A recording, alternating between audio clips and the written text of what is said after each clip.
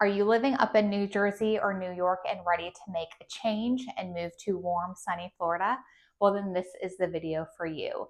Yesterday, I had a couple come down with 3 kids interested in moving to the St. John's area. So I took them on what I like to call Tour de St. John's, where we started in Jillington Creek Plantation, drove through Durbin Crossing, went to Aberdeen, down to Rivertown, to Shearwater, down through Southampton, Cimarron, St. John's Gulf, St. John's Forest, all the way to Nocatee, all the way down to Palencia, then to World Golf, Mirabella, and then up through Silverleaf back to their car. This tour takes about 3 hours, and it's a perfect time for you to get to know the area, see what neighborhoods you love or don't love, so you can keep an eye out on it. Now, this is something they want to move in the next year or so, so this was just their first initial visit to kind of get a feel if this is something they truly want on their radar or not. But with that being said, that was 3 hours in the car together, just talking about the differences between our area and their area. It was filled with tons of knowledge, tons of questions. And so I figured this is the perfect YouTube video because I'm sure there's other people sitting at home contemplating this move. And maybe the conversation we had could help you too. So today we're going to talk about what questions they had that were a pro to moving to St. John's and what were they like, ooh, it's better where we're at. So I'm Caitlin Blosser. I'm a local mom and realtor here in St. John's, and welcome to Living in St. John's. Go ahead and give this video a like. Go ahead and follow and subscribe for more content here. But let's go ahead and jump right in. And let's start with the negative. Let's talk about some things that they were a little bit shocked about, a little bit questioning, or things that they were like, that's going to be an adjustment. So to start it out, Walmart. Walmart was like a topic of conversation because on our tour de St. John's, they were like, hey, where's your Target? Do you guys have shopping malls? Like, where's the shopping? And the problem is, we don't really have a ton of commercial space here in St. John's. We have little shopping centers with like smoothie places. St. John's love Wendy's. We love Dunkin' Donuts, car washes, storage units. We love Publix's. But we just have not developed a lot of those core shopping centers where there's like Targets, Costco's, kind of all of that. So, and as we were talking, because there's Durbin Pavilion up on the north side of St. John's, which does feature a Walmart Supercenter. And then when we were at the end of our tour down in World Golf, I was like, in this land, just got permitted to be another Walmart Supercenter. And they're like, you're saying Walmart a lot. And I was like, well, that's our everyday shopping. We do have 3 Targets all within about 20 to 30 minutes, depending on where you live. So there are options for other Targets based upon traffic, which we don't really have much. It's just kind of what direction do you want to go? And it's 20 minutes away either way, whether you want to go to the beach, whether you want to go to town center, or whether you want to go to San Jose. So there are things you just got to drive like 20 to 30 minutes. And for them, they were like, oh, that's an adjustment. The husband was like, it'll probably save us money. And I was like, it cut my Target habit in half. So there we go. And then same with malls. We have St. John's Town Center, which is up in Jacksonville, even though it's called St. John's Town Center. And it's a great mall. It has everything from Apple stores, Louis Vuittons, Nordstrom's, Targets, Costco, golf stores, Hobby Lobby, rooms to go, all the restaurants you can think of, but that's about a 20-minute drive away. And then we have Avenues Mall, which is about 15 minutes away, again in Jacksonville, and that's your old school indoor mall where you park and you walk the second level and then you go down, where it's going to have like your H&M, your Belk, your JCPenney, your old school like 90s mall. That is Avenues for you. So while we have those things here, it's just not a hop skip around the corner like it seems to be for them in New Jersey, or where I've lived otherwise. And so with that, they were like, okay, so we kind of have to give up that convenience factor. And I was like, yeah, you're not traveling an hour to go to the grocery store. We have Publix's on every corner. And in that tour de St. John's I took them on, I was like, here's another Publix, there's another Publix, and I think we passed one Aldi. So they were like, that's just something we'd have to get used to. But it's all manageable. And then the other thing that they were like, adjustment would be the smaller yards. St. John's, we have a lot of development and a lot of neighborhoods that were built in the 2000s and later.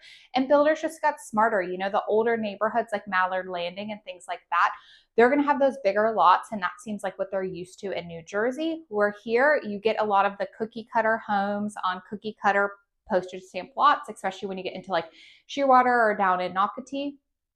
And that's something that they have to get used to, which when we talk about the pros, they're going to be like, oh, that makes sense.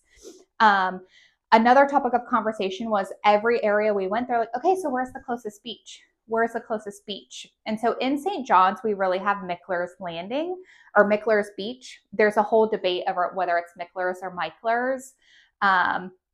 I grew up here and we always called it Mickler's. A couple years ago, it became this whole thing that if you're not from here, you call it Mickler's, but if you are from here, it's Michler's. So not too sure the actual pronunciation, but I grew up calling it Mickler's, and it's the common beach. There's a big parking lot, like boardwalk-ish like ramp to get you down to the beach so that you're not hauling all your stuff through the sand. And that's the most common, the quickest access beach. But I was telling them, in St. John's, we have a lot of waterfront properties, a lot of mega mansions on our beaches. But if you go up to Jacksonville, you don't have that as much, and there's a lot more public parking. So I told them a lot of times we'll just drive a little further, 10 more minutes north, and then you have a lot more open beaches with a lot more beach access points. Or my family loves to go down to Porpoise Point, which is down in St. Augustine, and that's a beach you can drive on. Now, you do need four-wheel drive for it, but as you know, I'm a mom of littles. So when we go to the beach, it's coolers, it's chairs, it's shade, it's all the toys, all the things. And I just don't have a desire to carry that through the sand. So by parking on a beach, love it. You park right there. It's a 5-minute unpack, 5-minute reload, rinse the kids' feet off with a water hose that we bring, and then put them back in the car and we drive on home. Where it seems like in New Jersey, and I told them, I was like, because I was like, are you used to like a boardwalk? I was like, I've only ever seen the Jersey Shore on TV, but we don't have that here. And they're like, yeah, like when we go to the beach, we don't pack much because we know, you know, the kids can ride rides, there's restaurants, there's places to grab food. And here it's not that. Like I said, I've only ever seen it on TV, but when I see like the boardwalks of like California and New Jersey, our beaches just aren't that. Like our beaches are truly a beach. There are some restaurants on the water, but you're going to be getting it back in your car and driving to them. And then last, one thing that was just all the preserve areas. And I told them, you know, when we were driving neighborhood to neighborhood, they're like, there's just a lot of trees, like a lot of, I don't want to say wasted space or dead space, but they're like, again, it goes back to that convenience factor we talked about. And I told them, you know, Florida's wet. And a lot of time when there was preserve or conservation area, it's because the ground is just very wet, and there needs, when it rains so much and storms and things like that, there needs to be places for water to go. So you'll see a lot of times in between the neighborhoods, they keep a really good tree buffer to kind of help that water go. And then also, in St. Johns County, there are like county ordinances with having tree buffers between the roads and whether it's commercial space or neighborhoods, things like that. So while they were like, yeah, you know, New Jersey, we just pack everything in. So I guess the benefit is, you know, it is pretty drives here, but the negative is because we're not packing things in, you do have a bit of a commute. Even if it just adds 5 to 10 minutes, you know, you do have that. So that kind of seemed to be the biggest, like, okay, that'll be an adjustment. But everything I just listed is all manageable stuff. I think the biggest thing is the lack of diversity in stores we have here. But again, we have a ton all within 30 minutes. So it's not like we're living in, again, I've only ever seen on TV, like middle of Alaska, where it's like, okay, got to load up my car and shop for the next 2 weeks, because if not, I won't be back at a store for an hour and a half. That is not, we're not in that situation here. So now let's talk about what things they were excited for, what things that really were like, yes, we cannot wait to leave New Jersey because you have this. And one of the first things, so when I go on tour to St. John's, we always meet at a coffee shop, or in this case, one of my favorite tea shops, New Leaf Nutrition, just to get to know the people and to make sure I'm not going to get murdered because you're about to get in my car. But when we met there, you know, they brought their youngest son with them, and they're like, oh, and they have a 3 and 5-year-old, and I have a 3 and 5-year-old. So they were like, where are your kids? And I was like, oh, they're at daycare. And so I immediately brought up daycare pricing. So for 2 days at daycare in New Jersey, they spend $1,500, and my daycare bill is about $1,800 for my kids to go full time Monday through Friday, 7 a.m. to 6 p.m. They're not there that long, but that's the hours of my daycare. So they were like, wow, we're going to save a lot of money in daycare. And I told them, especially on our tour day St. John's, we might not have your targets, but we do have a lot of daycare options. It seems like every corner there's a daycare center popping up. So you do have the ability to shop, kind of price match, see what daycare works the best for you. But overall, it does sound like our daycare pricing will save you a lot of money here. The other thing, although we're sitting here complaining about how our targets are 30 minutes away, it sounds like they have a ton more traffic in New Jersey. They met up with some friends the night before in St. Augustine, and they were laughing about how the friends were like, oh, how is traffic? And they were like, what are you talking about? And that's the thing, we just don't have a ton of traffic here. So although things are 30 minutes away, it's truly a straight drive. You might get a little bit of traffic here and there, but very rarely are you in standstill traffic. You get into standstill traffic sometimes around rush hour times, closer to downtown Jacksonville, closer to the World Golf area. But it's not like what the north seems to be. And as you know, I used to live in Georgia, and I can guarantee you our traffic is nowhere near Atlanta traffic. It's not even comparable. And then they were also talking about tolls. Like he was saying he paid $6 on Monday to go to the doctor because he had to take toll roads. And I was like, Jacksonville just started implementing tolls about 3 years ago, and 75% of the time it's $0 to drive on the toll roads. When it's rush hour or busier time, it's up to 50 cents. So while down in St. John's we don't have any tolls, if they put them in, I don't think you'll be paying $6 to go to your doctor's office. And even the wife was saying her mom lives about 30 minutes away, but it's either $15 on a toll road, or if she takes back roads, because the traffic not taking the toll would take her about an hour and a half or so. She was saying she can either pay a lot of money and get on a toll road to come visit her, or she can take back roads, which would take her an hour and a half. And I was like, hour and a half, we're at Disney. Like it's apples to oranges in traffic. So they were very excited about that. The other thing, as we were driving, everyone in Florida loves this, the amount of palm trees. Palm trees are everywhere. I don't think they're really natural where builders or developers planted them, but it is Florida, so you see palm trees on every corner. They're down the medians when you drive down the street. A lot of builders put them as your landscape tree in your front yard, and they just loved looking at palm trees. It just made them so happy, and I must agree, I love a good palm too. Another discussion was property taxes. It sounds like their property taxes are about to be cut in half if they make the move to Florida. So again, saving them money. A lot of people right now don't want to give up those low interest rates, but they were like, even if our mortgage doubles, we'll still be paying less because of the difference in property taxes. So our millage rate, depending on whether you're Jacksonville, St. John, St. Augustine, is anywhere from 13 to 15%. If you do live in a neighborhood with CDDs, that does add to your taxes because the CDD bill is paid for on top of your property taxes. But even with that, even in neighborhoods like Beach Walk or Markland with higher CDD fees, around $4,000 annually, it sounds like the property taxes of the homes they were interested in were still half of what they're paying up in New Jersey. So you're not paying for tolls, you're not sitting in traffic, and you're not spending so much on property taxes. The other thing that we got to talking about was pools. You know, in a big move and doubling your mortgage, money's going to get brought up, and pools got brought up in multiple facets. Like they were like, you know, it was snowing on Monday when we left, and here like it's cold, but like this is so much better than snow. But they're like, how bad are the summers? Like people complain about the heat. And I told them, like, we live in our pool. We do activities that keep us cool, but it does get hot here. And they were like, we have a pool up there, but we spend $1,200 a year shutting it down in the fall. And then we can't use it until like April. And I was like, nope, not here. We live in our pool. Even in the winter months, there's always at least one weekend where we can throw our pool heater on and enjoy the pool. So for us, it's well worth every penny. And you don't have that worth every penny, and you don't have that added expense of shutting down your pool for the winter. Now, we also talked about pool pricing because we'll get into amenities in a little bit, but I told them pools are very common here. Even if you live in a neighborhood with Mac Daddy amenity centers and crazy pools, you'll still see a lot of Floridians who put their own pool in their backyard for convenience.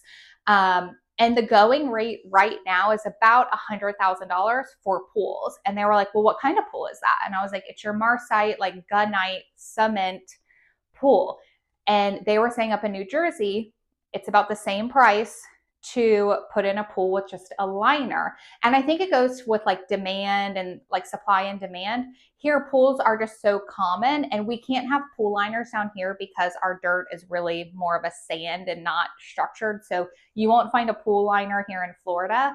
So gunite and Marsite and the cement base is what your pool will be, unless you do a one of those prefab where they like bring a crane, drop it in. But the cement is what 90% our pools ever made of. And it seems like our cement pricing is comparable to the New Jersey liner pricing. And they were like, oh yeah, for us to do cement would have been like double the price. And I was like, exactly. So keep that in mind. So not only do you not have to pay to shut the pool down, but if you do decide to put in a pool, it's going to be, it sounds like more or less expensive than what you would pay in New Jersey, or at least comparable to a lesser version of a pool in New Jersey. And then the other thing that I kind of noticed as we were going through is all the neighborhoods that I mentioned to you, Rivertown, Shearwater, Julington Creek Plantation, Durbin Crossing, Mirabella, Nocatee, Palencia. Everyone, I was like, look, there's homes and you can get a small home for about 400,000, 500,000. And in every one of these neighborhoods, there's a home going for $1 million. And so in all of our neighborhoods, they're very diverse. There's every range of, I would say most of our neighborhoods, obviously the big ones that I just mentioned, there's a vast variety of homes in there, which is cool. And with that, you have downsizers, you have upsizers, you have big families, you have small families, and you have all price points kind of all commingled together, all using the same amenities and all of that. And as we were talking, it did get me thinking, yeah, I guess that is different about here, because I do remember doing real estate in Georgia. There's neighborhoods where it's like, oh, you can't touch there unless you're willing to spend $1 million. But here, a lot of the neighborhoods have a wide variety of homes going from 1,800 square foot to 5,000 square foot, all within the same community. And obviously with size comes price point. Last but not least, the thing that they are most excited for, that they were most questionable with CDD fees and things before they got here, is the amenity centers. When I do my Tour de St. John's, we stay in the car the entire time, and I drive you through the main roads, and I drive you past the amenity centers. We don't ever get out, but I'm like, hey, here's the building. This is what's inside. We can kind of peek around those bushes. Do you see that tree? And then we just keep driving, because obviously everything's online as well, and it would take us forever if we got out and looked at everything. But again, this is a surface level tour that then once they solidify the neighborhoods they want, then we'll get into the nitty gritty and actually tour them. But they were shocked. They were like we started in Julington Creek Plantation, and they were like, wait, there's a gym in there? Wait, there's lap lanes? And JCP's pool is heated, so you could see people swimming laps yesterday, even though it was 32 degrees outside. And the water slide and like the skate park, like the dad was like, I'm not even a kid, but I'm so excited for everything that they have. Then we went to Durbin Crossing, and again, I was like, here's the smaller one. We're not going to drive by the bigger amenity center, but that's what this one has. And again, they were like, wait, what? And again, most of our CDD prices are around the $2,000 mark, whether it's Nocatee, Durbin Crossing, things like that. You're going to spend about $2,000. Again, the bigger the lot size, the bigger it is, and it varies neighborhood to neighborhood. So that's my little disclaimer. But on average, I would say budget around $2,000 to $2,500 annually. And again, they were like, well, we spend half of that to close our pool in our backyard that we don't even get to enjoy. And I was like, exactly. And they're like, wait, so just by paying that CDD fee that's in our property taxes, we get access to that whenever we want? And I was like, yes, as long as you're a resident. The only added things are golf. And golf, you just pay like you want to golf. So they were mind blown by that. We go to Shearwater, and I'm like, okay, here. We drove through the back entrance, and I told them about the dock to the kayak launch. And then we went through, and I was like, yeah, lazy river, waterside. And again, they were like, what? So I think they are super excited for that. And going back to kind of one of the negatives with lot sizes, and especially when we get into Nocatee, I'm not from New York, but my envision watching reality TV shows is it's okay to have a tiny apartment because you're not spending time in your apartment, right? You're spending time in the city, like out and about. And so I always say that's kind of what it's like in Nocatee or in some of these big communities. You might not have a big backyard, but guess what? You can take your golf cart, which is another thing they were like so excited about. You can take your golf cart up to the amenity center and you have pickleball courts, tennis courts, a gym, a playground. Like there's all this stuff at your disposal so close by that it's okay if you're not playing in your backyard. And if you are playing in your backyard, it's okay. Like you don't need an acre. Well, you might need an acre, but you know what I mean? So the amount of playgrounds, dog parks, things like that in most of our communities seems to really knock New Jersey out of the park in terms of enjoying what you have.